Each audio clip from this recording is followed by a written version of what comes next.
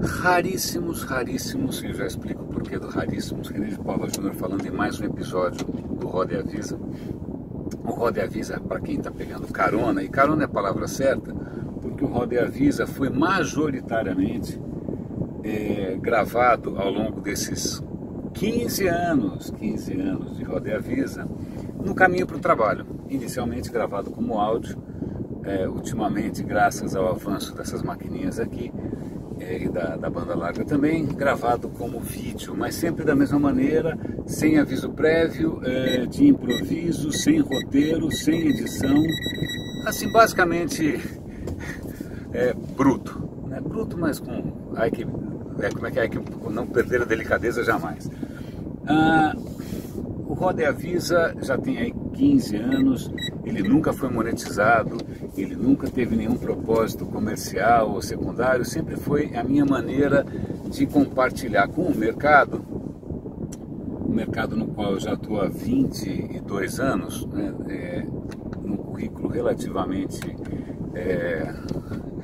complexo, e um mercado pelo qual eu continuo tendo muito carinho, e como compartilhar praticamente meu nome do meio, eu produzo muito conteúdo sem nenhum viés comercial, sem nenhum interesse promocional, nada. Inclusive, grande parte das coisas que eu acabo publicando acabam dificultando a minha vida por aí, né? Nós somos um país que não necessariamente lida bem com transparência, né? Exceto em peças de roupa, etc. Mas, vamos lá. Esse vídeo há algum tempo atrás eu gravei um vídeo que eu chamei Dicas de Carreira para Executivos, alguma coisa assim. E eu não imaginei gravar um segundo. Mas no melhor espírito Roda e Avisa, cá estou eu com uma ideia na cabeça e um volante na mão. Eu falei, quer saber, talvez eu tenha uma segunda dica para executivos. Não que a minha carreira seja exemplar, não, pelo contrário, né? Sua mãe... Uma carreira como a minha não é aquela que faz minha filha, ele é um partidão. Não, nunca foi uma carreira realmente tumultuada, 53 anos agora, não sou nenhum exemplo, capa de exame, nem nada, muito menos de exames médicos também, por sorte. Mas o que me autoriza eventualmente a comentar com vocês, ou pelo menos falar a respeito de carreira aqui, é que mais ou menos 20 anos atrás, 18, vamos dizer 18 anos atrás, eu tive uma visão e essa visão se concretizou. E eu acho que foi a única visão que eu tive que se concretizou. E o pior é que o tonto aqui não se preparou para ela. Eu tento dar uma contextualizada aqui. A questão é a seguinte: logo no começo da bolha, a primeira bolha é quando a internet despertou um interesse, né, surpreendente, foi mais ou menos 99, 2000 por aí. Eu tinha entrado na internet quando a internet era uma possibilidade, uma eventualidade, ninguém sabia se ia dar certo, não necessariamente dava dinheiro, não necessariamente tornava alguém rico, né? A fortuna naquela época quem fazia ainda era a Microsoft com Windows, a IBM com não sei o que lá, a Apple vendendo Mac. Então a internet não necessariamente era um movimento muito sensato de carreira, né? Mas como eu já falei aqui, sensatez não é exatamente a minha marca registrada. Então eu abracei essa carreira antes dela ser uma carreira. Pois bem, na época da bolha, subitamente os pioneiros aqui ficaram sexy, porque a internet de uma hora para outra virou a bola da vez, dinheiro infinito, muito mais dinheiro do que hoje, com essa coisa de startups, dinheiro infinito para tudo quanto é lado. Então, de uma hora para outra nós fomos catapultados, né? Uma carreira realmente meteórica a posições que a gente jamais sonhou. Simplesmente porque era o que tinha, né? Sei lá, os investidores olhavam no mercado, quem aí entende de internet, quem está mexendo com isso, aquele mané ali, pronto, agora você é CEO ou General Manager, né? Vários de nós se tornaram General Manager sem fazer a devida lição de casa. Mas eu nunca quis ser General Manager, pelo menos essa clareza eu tive. Eu sempre achei que isso era muito, muito além. É muita areia para o meu caminhãozinho. Mas, voltando, eu sei que nessa época de auge, glória e entusiasmo pelo digital, um bom amigo, Fernando Alfen, estava numa boa agência, que era a FNASCA, e E as agências estavam tentando ainda entender, né, como é que elas podiam ganhar dinheiro com isso e tal. Eu sei que o Fernand Alvim resolveu reunir uma boa parte dos interativos, é como a gente se chamava na época, dos interativos de agência, para quê? Para conversar com um cara mais sênior da agência, que eu não me lembro quem era, tá? Em parte por duas razões: idade minha, e segundo, porque como eu nunca fui publicitário de verdade, eu nunca fui familiarizado com os grandes nomes, os medalhões. Eu lembro quando me ofereceram uma vaga na Almap, que é uma das maiores agências do mundo, eu entendi mapping, porque mapping era aquela loja no centro, eu nasci no centro, eu não sabia o que era Almap. Portanto, me perdoe esse executivo generoso, inclusive, que não cedeu o nosso tempo, eu não lembro o seu nome, mas ele chamou todo mundo lá para entender o que estava acontecendo, e aí ele chamou cada um de nós, e para cada um de nós ele fez uma coisa meio Marília Gabriela ali, uma pergunta, aquela pinga-fogo, e aí ele perguntou para mim assim: como você se vê daqui, na época eu estava na UMAP, como se você se vê daqui a 10 anos? Eu estava na UMAP, eu estava na Wanderman, eu não sei. Eu sei que meio de improviso eu falei: olha, eu quero que daqui a 10 anos a internet tenha evoluído tanto, tenha ficado tão acessível, tão democrática, que eu não seja mais necessário. Eu acho que daqui a 10 anos, se tudo der certo como eu gostaria que desse certo, a minha figura, né, do expert, né, o único cara que entende, né, o guru, etc. e tal, se torne sem valor, se torne uma commodity.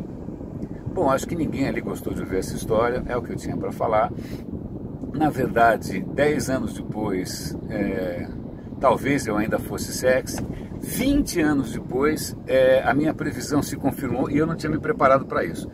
Então tem dois alertas aqui. A primeira questão é, embora a gente fale, o futuro cada vez mais rápido, as mudanças cada vez mais rápidas, menos. Né?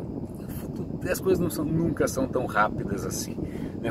É ingenuidade de quem pensa que as coisas mudam da água para o vinho do dia para a noite. Tanto é que se a gente olhar em volta hoje no nosso mercado digital, novidade de verdade, disruptivo e tal, quando se acompanha veículos que cobrem inovação, eles estão prestando mais atenção em genética do que em aplicativo. Né?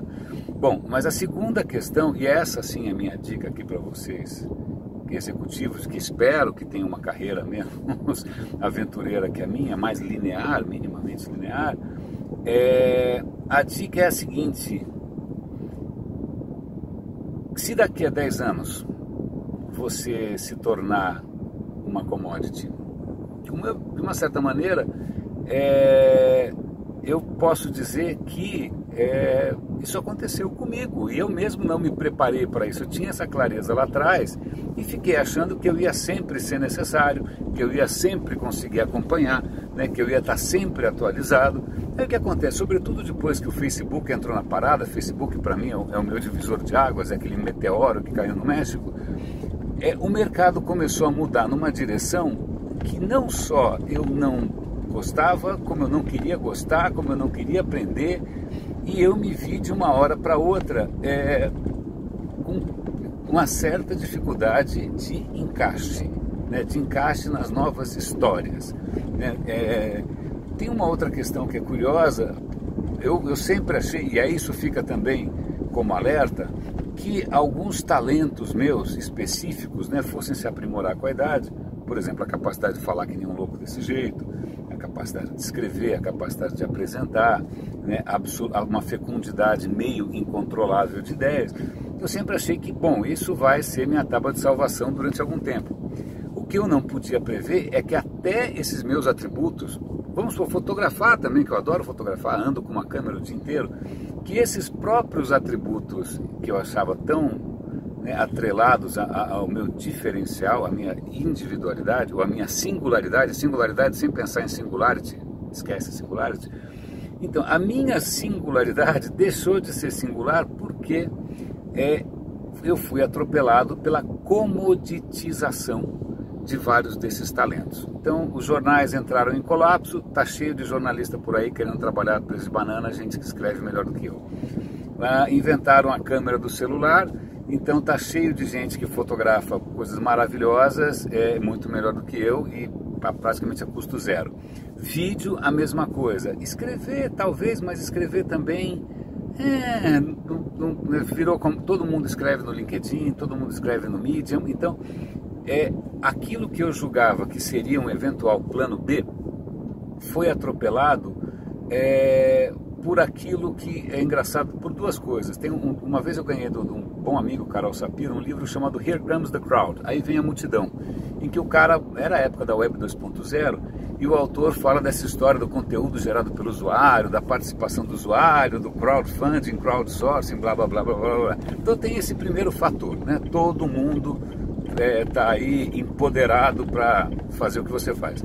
E a segunda questão é o avanço da inteligência artificial onde você menos espera. Por exemplo, quando eu viajava com a minha esposa, eu sempre fiz questão de ir gravando devagarinho trechos de vídeo para quando voltasse para São Paulo, eu montasse com amor e carinho um vídeo da viagem para mostrar para a família. Ok.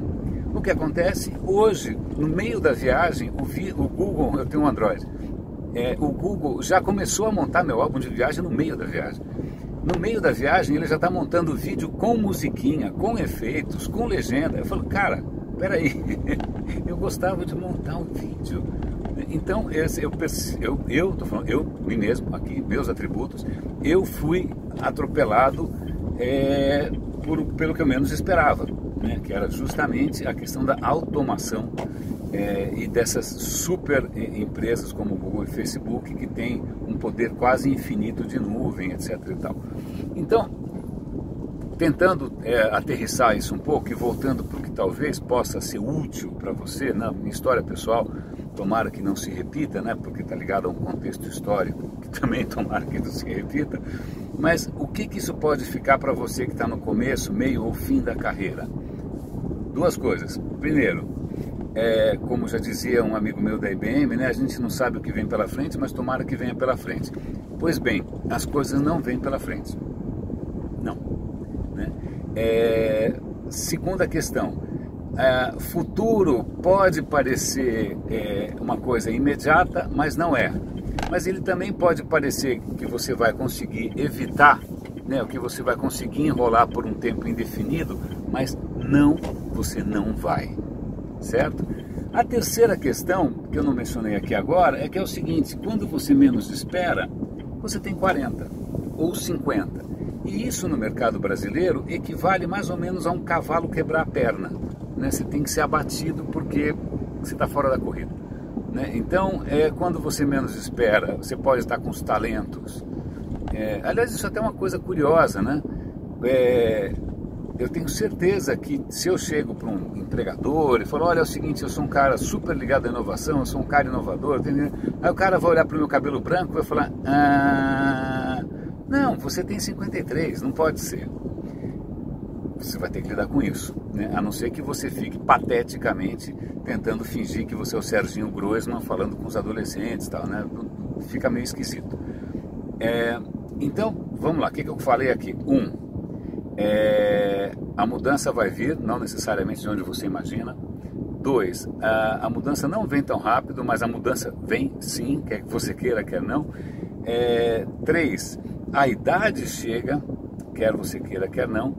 E aí eu deveria, já que eu estou quase chegando no trabalho, começar a pensar em alguma coisa positiva para te dizer, né? Tipo alguma saída, né? Alguma solução. Não é muito simples.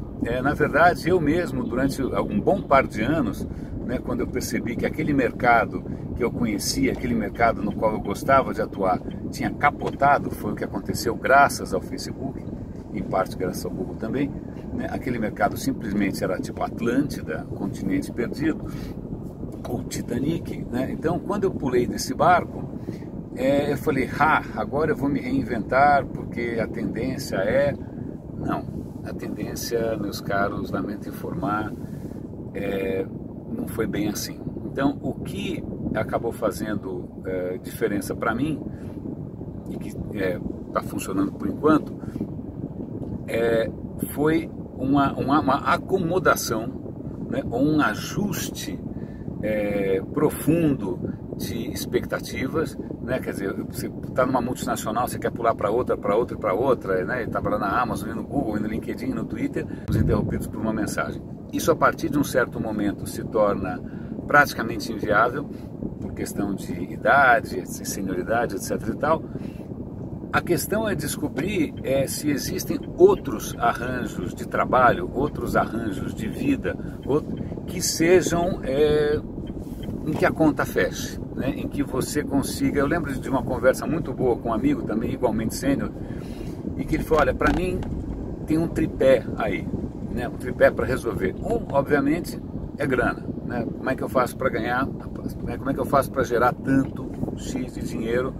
Né, levando em consideração aí meu burning rate, meu footprint, a expressão que você quiser para o seu orçamento.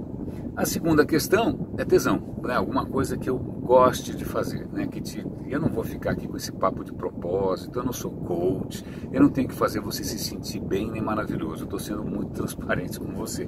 Se você quiser um coach, eles cobram caro, mas tem bastante por aí, é commodity também. Mas a última questão que ele colocou, e isso sim é o que eu abordei no primeiro vídeo, eu recomendo que você veja, que é a questão de autoestima. Falou: porra, eu sempre tive cargos bacanas, né? Eu sempre tive uma projeção no mercado, eu não sei ainda a falta que isso me vai fazer, né? Eu não sei ainda o quanto isso é importante para mim.